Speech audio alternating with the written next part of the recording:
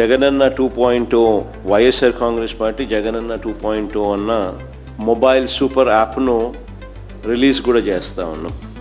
ఈరోజు ఏం జరుగుతూ ఉంది అని అంటే, సోషల్ మీడియాలో మన వాళ్ళు పోస్ట్ చేసిన కంటెంట్ను ఇష్టం వచ్చినట్టుగా డిలీట్ చేసేయడము, డిలీట్ చేసేదానికి ఇష్టం వచ్చినట్టుగా కుట్రలు పన్నడము, ఇవన్నీ జరుగుతూ ఉన్న నేపథ్యంలో మనమే ఒక యాప్ తీసుకొని వచ్చి ఒక ప్లాట్ఫామ్ క్రియేట్ చేస్తూ ఉన్నాం. జగనన్న 2.0 సూపర్ యాప్ను. ఈ యాప్లో ఇందులో ప్రతి కార్యకర్త కూడా నిర్భయంగా తన అభిప్రాయాలను తాను చెప్పొచ్చు. చెప్పడమే కాకుండా పార్టీతో నిత్యం తాను అనుసంధానమై ఉండగలుగుతాడు. సో అదొక మంచి పరిణామం జరుగుతుంది. ఇష్టం వచ్చినట్టుగా వాళ్ళు చేసే కుట్రలు ఏదైతే ఉన్నాయో కుట్రలను కూడా తిప్పికొట్టినట్టు అవుతుంది. ప్లస్ మన వాళ్ళందరికీ కూడా పార్టీలో ఉన్న చిన్న కార్యకర్త నుంచి సెంట్రల్ ఆఫీస్ దాకా ప్రతి నాయకుడు కూడా, నియోజకవర్గ స్థాయి నుంచి రాష్ట్ర స్థాయి దాకా ప్రతి నాయకుడితో కూడా కార్యకర్తలు కూడా అనుసంధానమై కూడా ఉంటాడు. ఎందుకనంటే ఇక్కడ పోస్ట్ చేసే ప్రతి కంటెంట్ కూడా మన పార్టీలో ప్రతి ఒక్కరికి కూడా ఇది అందుబాటులో ఉంటుంది. కాబట్టి క్షేత్రస్థాయిలో ప్రజలు ఎదుర్కొంటా ఉన్న సమస్యలు కానీ, కార్యకర్తలు పోలీసుల ద్వారా హెరాస్మెంట్ ఎదుర్కొంటా ఉన్న ఇబ్బందులు కానీ, పార్టీకి సంబంధించిన ఇలాంటి ఏ అంశాలైనా కూడా ఈ యాప్ ద్వారా నేరుగా ఒకరితో ఒకరం టచ్లో ఉండగలుగుతాం. ఈ యాప్లో ఇంకొకటి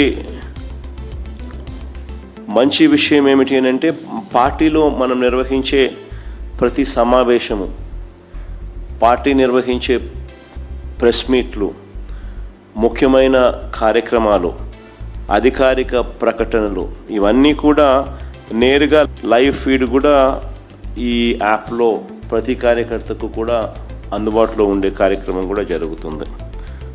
సో ఇవన్నీ ఉపయోగకరంగా ఉంటాయి.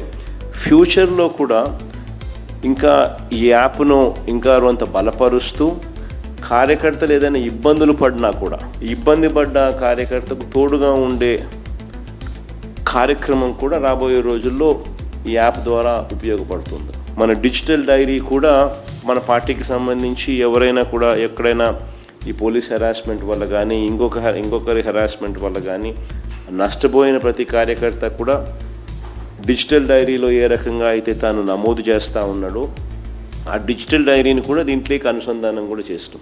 సో ఈ యాప్లో వస్తే డిజిటల్ డైరీ కూడా అందుబాటులో ఉంటుంది. సో ఇది బేసిక్లీ ఒక సూపర్ యాప్. సో మనదే ఒక ప్లాట్ఫామ్ క్రియేట్ చేస్తూ ఉన్నాం.